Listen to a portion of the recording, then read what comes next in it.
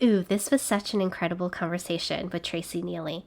She shared her powerful journey of connecting with her ancestors and her own personal heritage. We talked about comparison and how being and remembering who we truly are can release us from the pressure of feeling like we are behind in our journey. This pressure can keep us stuck or blinded to what is right in front of us.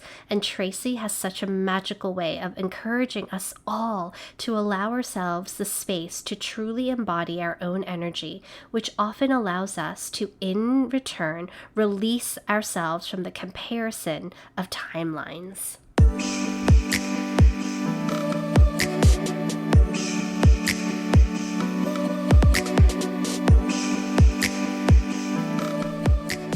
Welcome to the Devoted Way podcast, all about magic and miracles from me, Sora.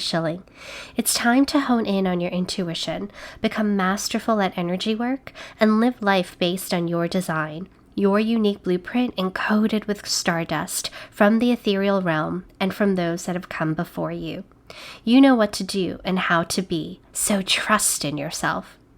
This podcast series is part of a 13-day challenge called Stellar Transformational Act of Reverence, otherwise known as STAR, hosted inside of our devoted Discord. In each episode, I will randomly announce a keyword that you can use to earn points and win amazing prizes during the challenge. Stay tuned until the end of the episode for more information.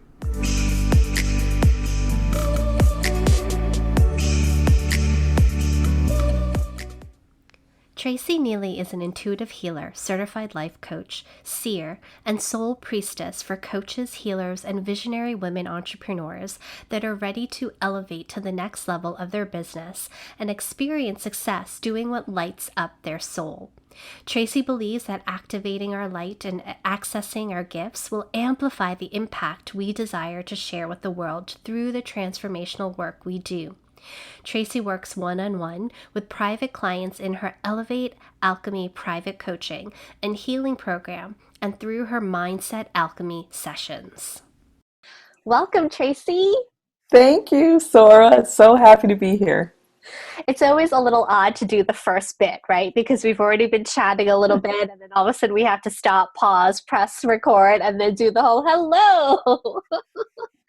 So I am so honored that you're here. And before we even go diving deep into the devoted way and your path and your journey, I'd love for you to share with everyone who you are and what you do and how you serve. Hello, everyone. So grateful for you, Sora. I'm so excited to be here with you. Anytime I get to have a conversation with you, I know it's going to be fun, juicy, raw, and anything else. So thank you. I'm Tracy Neely. I'm an intuitive healer. I'm a life and mindset coach and a seer for women entrepreneurs. And I help women to show up powerfully for themselves, sharing their gifts, speaking their truths, shining their light so that they really can make that impact in the world that they really desire, so that they're doing that soul work that their heart and their soul is calling them to be and to do. And we just go on this beautiful journey of curiosity, of magic, of energy and alchemy together. Beautiful. Let's start with the word that you just said, which was seer. I love that word, and I'd love for you to share a little bit about what is a seer and how has it showed up in your life? So there are probably different definitions if you want to Google or Safari or whatever, but for me, it's really just seeing into the unknown, seeing into a realm that our conscious mind isn't conscious of, being able to see under the layers in the roots, to see up in the realms of the cosmic universe, and to feel it, to trust what I'm seeing in a way that feels like pure magic and alchemy. That's what being a seer is for me. At least that is my journey. And can you share a time when, like, what's the first memory you have of you with your magical abilities? Could you share a story around it? Yes, I was 7 years old, and I remember playing in the dirt. And I was visiting my grandparents in Chattanooga, and the dirt is red dirt. And I remember playing with some other little girls. I think there was one little boy there. And I don't remember what we were talking about, but I remember the first thing is that I had a strong sense of the smell of the dirt. And it was almost like it was glistening and it was shining. And I heard this voice, which I thought was a voice. And I remember saying something to this little girl. And I just remember her looking at me like this. And we're 7, so we don't know how to articulate what we're thinking or feeling sometimes at that age, or something heavy. And I just remember her saying, "How did you know that?" And I remember saying, "I don't know. I don't know." And that was like my first instance of thinking, did she just say that? Or did I hear something inside of her say that? And that was probably like my first journey of, I know things without really knowing how I know them. And I didn't know how to make sense of it, but I knew that it was different than all the other little girls and boys. Yeah, that was like my first story, my first journey with being a seer. Oh my goodness, that's so good. I already have chills all over me. I have a question that I feel called to ask, which is, do Yeah. you feel that you have a deep knowing around your relationship with your ancestors? Like, are there ways that they're either because you know their stories or because they are deeply connected to you? Do you find you have a relationship with them that also possibly maybe support you as a seer? Mm. Whew. So good, Sora. You know just where to go. I love that. I feel so connected to my ancestors. I didn't always know that, um, but I just remember my mother always saying, always have a sense of where you come from and who you come from. And I would say probably about 10 years ago, I just had this yearning that I wanted to know more about them. So I would like ask my father and ask my mother. But then 5 years ago, I really started doing the work to really understand who my ancestors were. And then 3 years ago, while being in ceremony and sitting around a mesa, the women, my ancestors, visited me. And it was the first time that I really felt like the power of who they were, and this, what's the word? Like I just felt so good from the stock I came from. Like I just felt like, it was like this feeling of strong women and owning that and claiming that. And then from there, I just couldn't get enough. Like in my dreams, they were visiting me. I would invite them in. Like it was like new for me to like invite them into everything that I was doing. Um, and it just made me really, really proud to be a Black woman and to know who I come from and to know that I lean not on just my own strength, but on the strength, and I really respect and honor what they went through for me to be here. And I never want to forget that ever. And it just makes me feel good to know that I have a strength that comes from these women and what they endured and the magic inside of them. And I can call them in and they are here with me anytime that I want it. And it just, I don't know, like it makes me feel really proud. Yeah. Thank you. Thank you for sharing that. It feels so potent as a message to not only your particular experience, but your teaching of that, which is we go through these hard challenges in our lives, and Yeah. you invited your ancestors, you invited the women who were so strong in your past line to come forward, to embrace you and Yes. accept you and teach you. And there's this way in which, our human experience can be so challenging at times, Hmm. and you have turned to face them, to ask for support. And I don't think we do that often. No, we don't. And there are so many times when they have to remind me of my strength. When I forget, because I am a human, right? I'm in this human body. They just remind me, remember where you come from. That would be the thing. Like sometimes I'll even feel like a little tap and they'll just say, remember where you come from. And so I just can't get enough of researching and just knowing that I can pass this on to my son too. Like be proud of your heritage. Like I think of the days and times we're living in now, for us to remember our ancestors and the stories and just being proud of our heritage is so important right now. So important. It is so important. For you, I know you've done a lot of research, and I wonder when you turn to them or they remind you and say, remember where you've come from.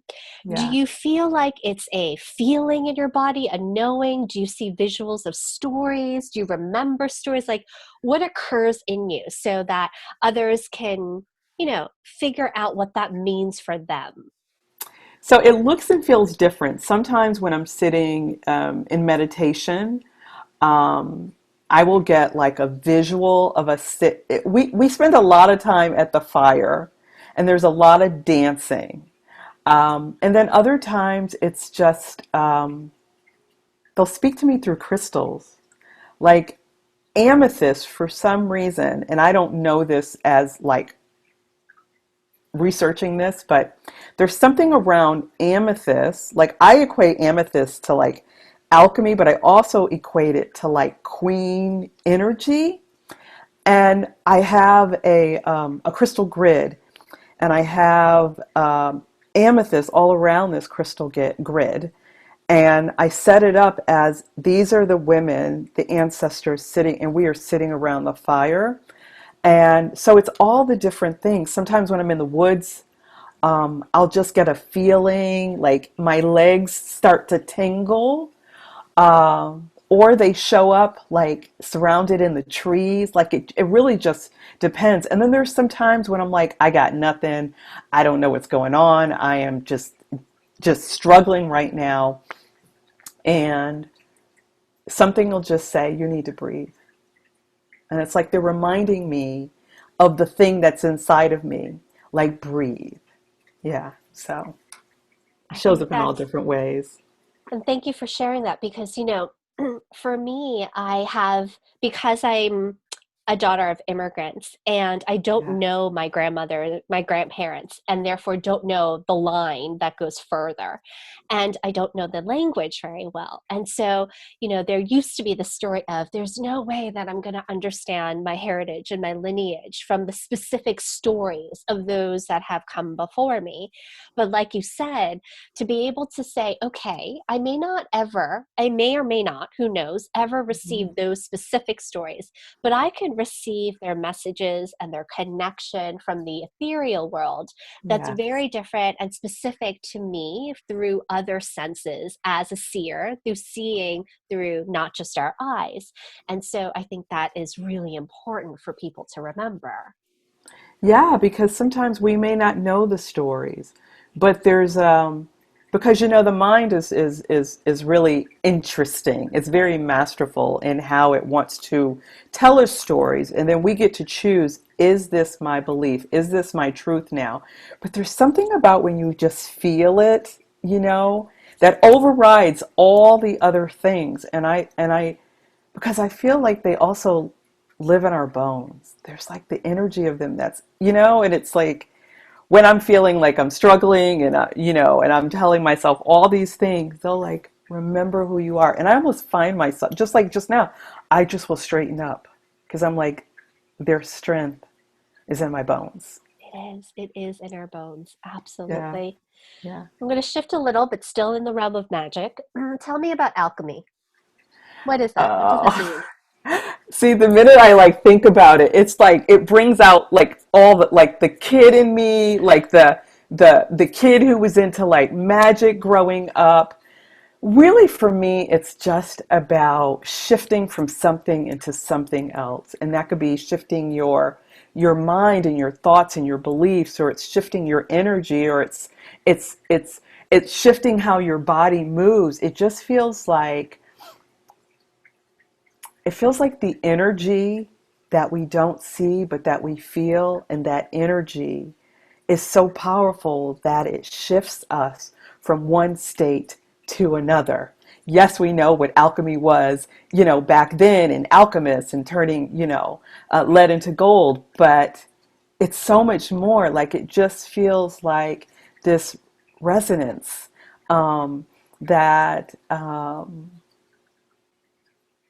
it's like exciting, exuberant, like hopeful, joyful, possibility, you know, that you can always shift from one state to another. Like it's always possible, you know?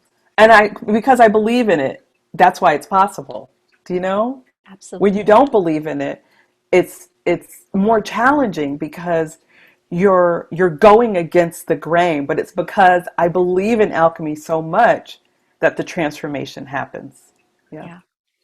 Do you find that you believing in yourself is something that happened because you internally learned to do it, or is there a loved one who's always believed in you that has been the gift to keep you unfolding in the belief of yourself in something greater?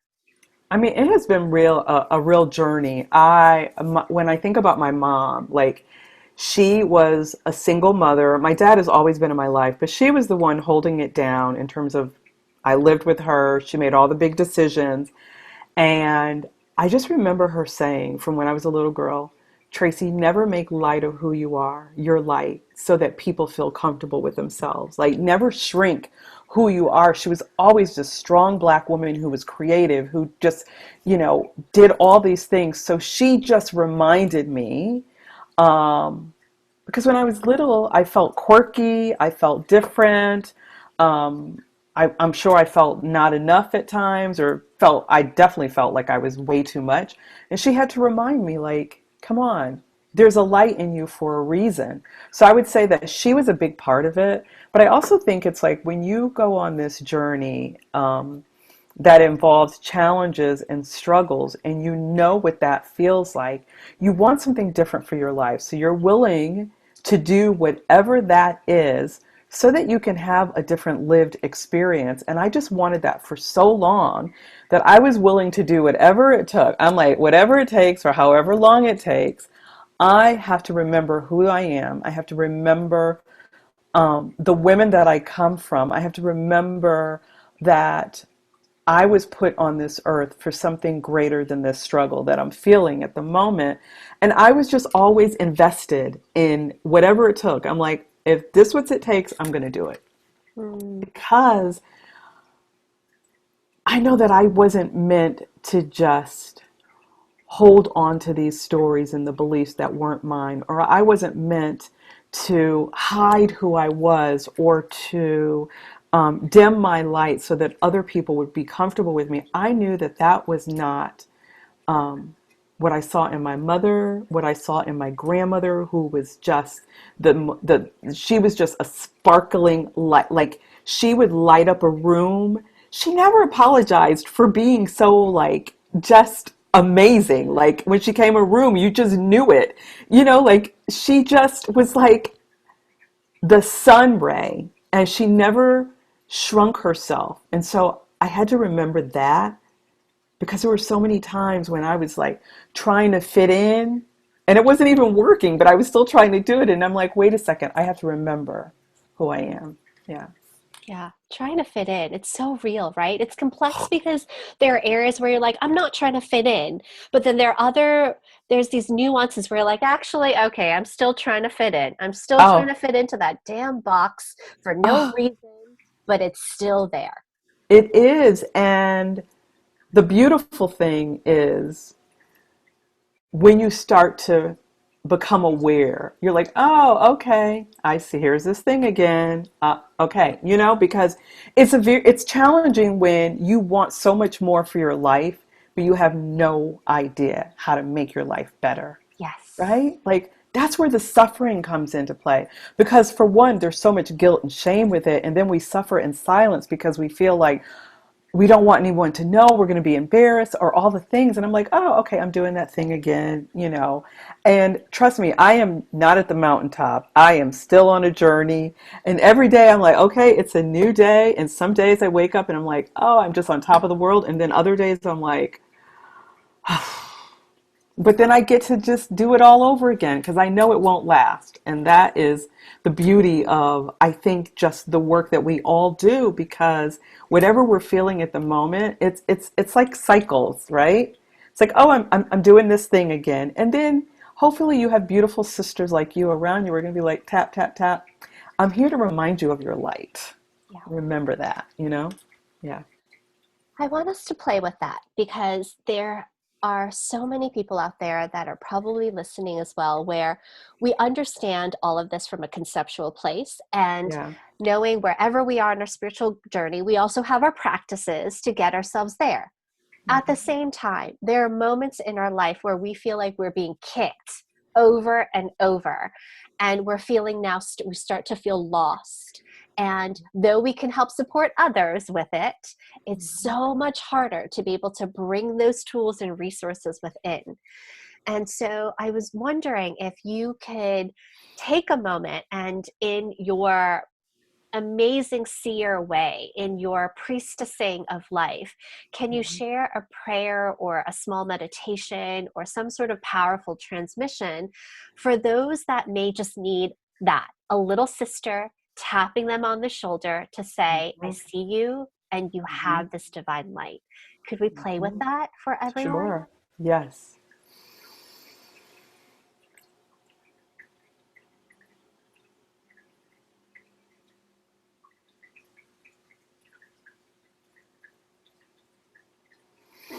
You know, when we breathe, it's like coming back to ourselves, because so many times we are in the perception of other people versus being in the presence of our own energy. So when we take that moment to breathe, we give our nervous system time to calm down so that we can feel in our body again, so that we can feel rooted in our own selves. And whatever that looks like and feels like at the moment, I want you to know that I see you, whether I see you on camera or not. I see you with my inner eyes. I feel you with my inner heart, because I know what it's like when there's something that you desire so much for your life or so much for your business, whatever that is, but there feels like there's something getting in the way. I want to remind you to breathe. I want you to breathe from your root. That means you're breathing from your base of your spine, and allow that breath to travel up your entire body and to come into your heart, into that place of self, into that beautiful space that is you, so that you breathe into your light, so that you remember the beauty inside of you, so that you remember that that light is your presence, it is your energy, so that you remember that you are worthy because you are. There is nothing that you have to be or do, that you are enough, that your presence is a beautiful thing in this world. And the more that you breathe, you stand in your own energy, in your own frequency, and people get to experience and witness the magic of you. That we get to celebrate that you came into this world and there's nobody else like you. And for that, I am so grateful. And so it is. And so it is. Thank you, Tracy, for that transmission. I do think that, it helps myself. It will help those that are listening. It helps you. It unlocks the deeper inner wisdom, and it calls forth us to be our powerful creatrixes, creating together in this collective web and allowing a new paradigm of a new world that we feel outside of the box, coloring outside of the lines, being able Yes. to be truly ourselves with such power. And to be ourselves, you know, if you think about that, like, what does that even feel like for us to be ourselves, to have the freedom to just be? That to be ourselves unlocks all of the shoulds and the have tos, that we don't have to be that. Like we just get to be in our own energy and the lightness you feel from being yourself, right? Because I know there were many times when I wasn't myself. I didn't even know who I was, right? And I was looking for other people to tell me who I was. And at some point, when you get to be in your own energy, in your own light, and you just get to be whoever you are in the minute, in the second, in the day, oh my goodness, like there's just so much freedom and joy in that, you know? Yeah. Yeah. And I feel called to say that, when we finally accept ourselves and the path that we're on, we can let go of the expectation and the comparison of timelines, right? There's this Mm-hmm. very deep program that I notice in a lot of those that I commune with around, but everything should have happened by now. But why hasn't it happened yet? Or, but those people are further along. Or, what about me? Why isn't it happening for me? And this thing occurs and it breeds this sense of stagnation and confusion and disruption. And one gets stuck in that. And I do Mm-hmm. find that when you can release and be you, like fully just be in the exploration of that, none of those other things matter. You're going to find your own way in the divine timing that is laid out for you. So let me ask you this, because I remember somebody saying that, like just to be yourself. And I remember years ago, I was like, well, what does that mean? If you could tell me the steps, then I can learn how to do that, Because I was always like, I can do the thing as long as you know what I mean? But it was such a Right. like, it was like, well, I'm like, well, what is that? Like, what does that mean to be yourself, So I would ask you, what does that mean for you to just be yourself? Yeah, great question. So the way I navigated that, because I get it, right? I too would seek like, okay, give me the 10 steps to do to figure this out, and then everything will be okay. And then I'll find myself. I Yeah. would do that, or I would swing the other way and be like, okay, I have to actually just be by myself in a cabin Mm, for a month, mm, maybe a year, and then I will find myself, right? So it was going to be one or the other. And what I noticed is the more I was able to create space for curious play, mm, and the more I could let my sacred witness notice whenever I started to harp on things and be really hard on myself, like, you should be doing other things, you should be doing X, Y, and Z, and the shoulds would come, I would notice that was my not self. When mm, that should was not there, I noticed I was actually in a creative presence self. And so, mm, therefore, what I notice about me is I have a particular cycle and rhythm. My joy comes from creation and creativity, though what I thought was creativity is vastly different, right? So I thought creativity meant that you had to be this thing, an artist, a writer, something that you excelled at. And I realized for me, it's a slightly different thing. And by being in that place, I can, my voice changes, my way of being changes, the way I relate to others change, the way my relationships with, let's say, even my partner is softened. And mm. so that's how I get to learn about myself. And it's going to be a lifelong process to the last breath I take. For that, I know for sure. Wow. So it's a creative process, but it's fun. And that, for a long time that was missing. Like I was so like, I got to get this done, like I got to, I got to do all the things because if I do all the things, then I will experience what I want. But I wasn't having fun. But I was so busy doing all the things that I was like, I don't have time for fun, you know?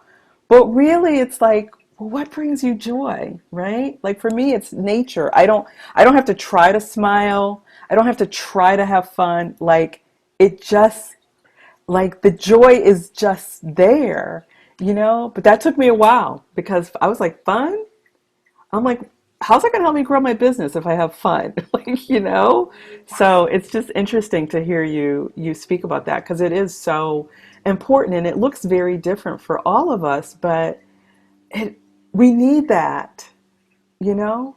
I I feel agree. like that's been so important because it's what allows me not to be in my head because my head is very crafty, It is like I got a job to do and I'm going to do that job all the time. But when I'm like in nature and having fun, it's like I just get to be, and whatever that means at the moment. Your key word is universe. Universe. Absolutely. And, the part for me, like yourself, is what brings me joy. And joy is a different frequency than happiness, right? Than being Yes. happy. And Yes. then with joy, there's a sense of play and fun. But again, I know that that means different for for everyone. So Yes. fun for me is going to be different than fun for someone else, right? And so again, we don't need to put the labels. We need to just get curious about what that looks like and feels like. And then the last part, which I think possibly you have done too, is to unpack why I felt like I had to constantly work. Right. So, coming from parents of immigrants, coming from a Korean tradition, you work your butt off. You study as much as you possibly can. Who cares about the fun bit? Like that happens for like the next generation, not your own. Like you do this for yourself and your generation ahead, and also for your parents because they've done so much for you. And so there's Yes. this like inner thing, dialogue that kept happening. And so once I laid that to rest and say, it's okay. It's okay if I don't carry that forward.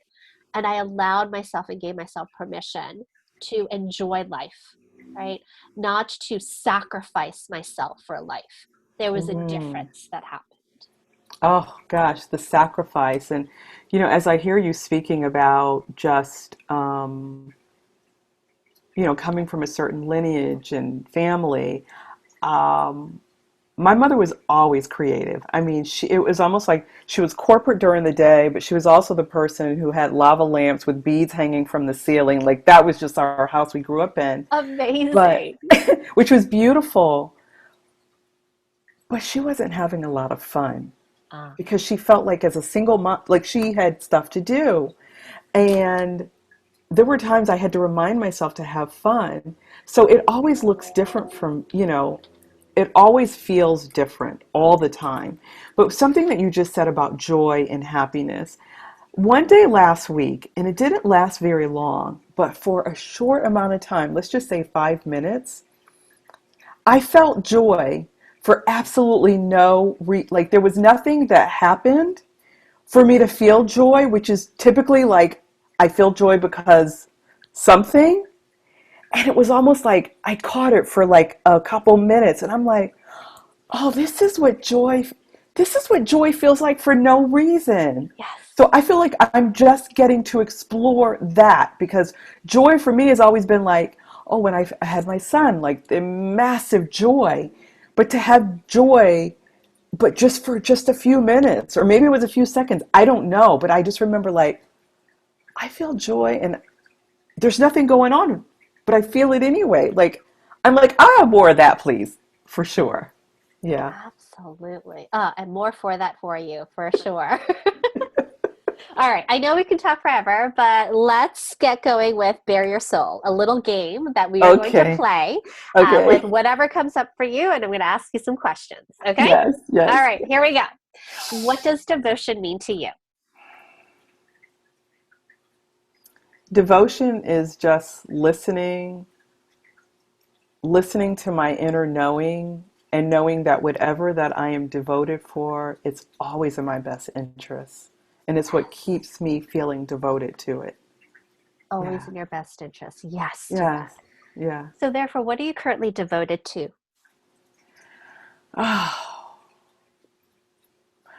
Well, currently I am devoted to my dad because his health is failing, but I am just so devoted and devoted in the sense of showing up in love for him, just showing him so much love. Like I am so devoted to that.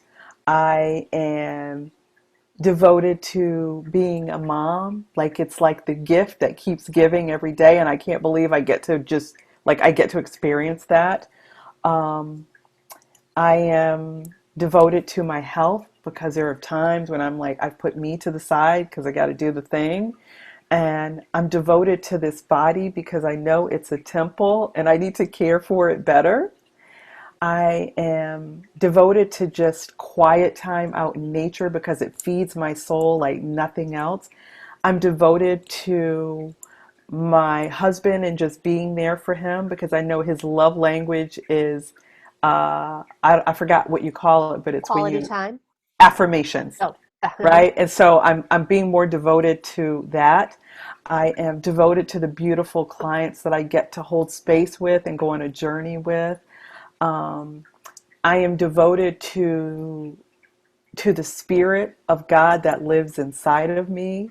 Um, I am just devoted to living a life and whatever that means and looks like and feels like and talking about it and sharing it. And I'm devoted to the light inside of me because I know the light inside of me sees the light inside of you and everybody else. So I'm devoted to many things. You definitely are. You have a lot of things you are devoted to. And I love that because that was basically a prayer, right? You were able to just keep going with it because you truly had this aligned understanding of what you were devoted to. So I love that. All right. So Yes. tell me, what is the last book that you read or what is the last show that you watched? The last show that I watched is called 30 Coins. And if anybody researches it, you're going to be like, huh? It is a, what do you call the subtitled Uh-huh. series, and it's all related to horror and sci-fi that was made in Italy. And just creatively and artistically, it is amazing. Yes. Whoa, so fascinating. All right, I'm going to look it up for sure. I love sci-fi, fantasy and all. Yes. Depending on how scary it is, I'm a Yeah. yes or a no, but I'm going to look Yeah. it up. It's so interesting. 30 coins, and it's like my husband looks at it and he's like, I just, because I'm like all over the place. Bridgerton, Of 30 course. coins, like I just love it all. I love it.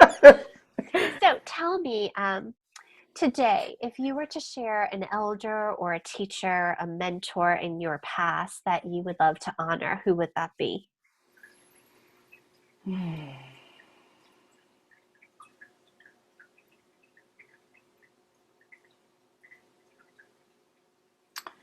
There are so many, but who comes to mind is actually she's my third great grandmother. Wow. Her name was Sophie, and this won't be long, but Sophie was born, I think, 1837. And Sophie was a woman who came from a very wealthy family in Connecticut. And, they didn't have cars, so they got around on horses. And Sophie came from a family where they hired a driver. And Sophie took a liking to this person and made a decision to be courageous, to have feelings for him, and to want to be with him, to get married to him. Sophie was a white woman, and the man driving the horse was my grandfather, who was a black man. And she decided to be courageous enough to marry him. Her family disinherited and disowned her. They had to actually, what do you call it when you have to go off and get married? Elope? Yeah, Elope, they uh-huh. had to elope.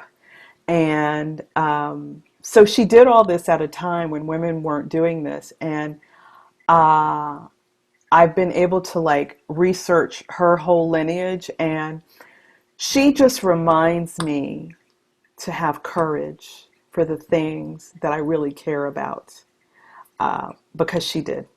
Oh, that's amazing. And I am so grateful for Sophie and all of your family members that brought you here to us today. Thank you. One last question. Where can everyone find you?